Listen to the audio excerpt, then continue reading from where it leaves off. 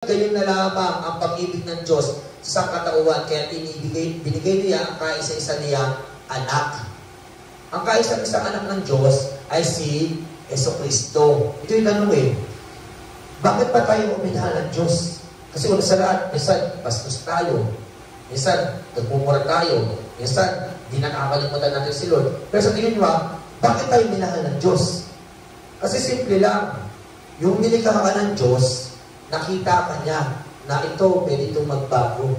Na ito kapag pinadala ko ang kaisa-isa kong anak na si Jesus, tatanggap to sa ating Panginoon. Kaya naniniwala ko na hindi habang buhay na singgero, hindi habang buhay na diyosi, hindi habang buhay adik. Bakit? Kasi pwedeng magbago kapag tinanggap si Kristo. Pastor, naligtas magdanakaw ko na. Tatlo silang magdanakaw. Tatlo silang may kasalanan, pero bakit naligtas kagad yung tao na yun? Ang dami-daming kasalanan. Simple lang. Yung nanampalataya siya, tumanggap sa ating Panginoong Hesus, pinatawad na ang kanyang kasalanan. Isa lang gagawin natin. Mananalangin tayo, tapos tatanggapin ulit natin ang ating Panginoong Hesus. Hingi tayo ng tawad sa Kanya, tapos sabihin natin na, Lord, pagtawarin mo ako sa aking mga kasalanan, at iligtas mo ako. Ibitawan ko po ang bawat isa na tayo po ay tumayo. At tayo po ay manalangin. Maaari po ba na ipikit po natin ang ating mga mata?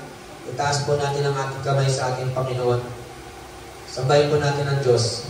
Natagpuan ang iyong pag-ibig na dakila. Doon sa krus, ako'y iyong pinalaya. Jesus, ako'y aawit nang walang hanggang pagpupuri. Ang puso ko'y sa'yo iaalay.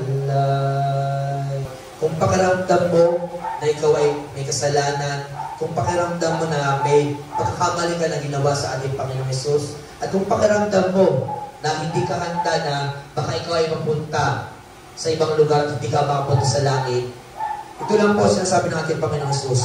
Kaya kanyang patawarin sa lahat ng iyong mga kasalanan. Ito lang ang dapat mong gawin. Manampalataya ka sa Kanya na ikaw ay niligtas niya, na ikaw ay tinubos niya sa kasalanan. At kung ikaw ay naniniwala, ibibita mo po ang bawat isa na sumunod sa panalangin ng pagtanggap sa ating Panginoong Hesus.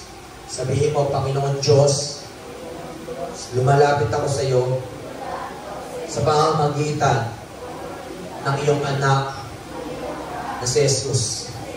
Patawarin mo po ako sa lahat ng kasalanan na aking ginawa nung nakaraan, kahapon, ngayon, at nung gagawin ko pa. Isinusuko ko ang aking sarili sa iyo.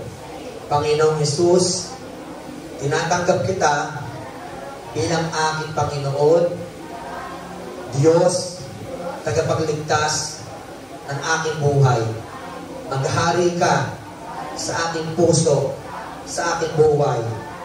At naniniwala ako na ako'y nilinis mo na, pinatawad mo na sa lahat ng kasalanan na mayroon ako.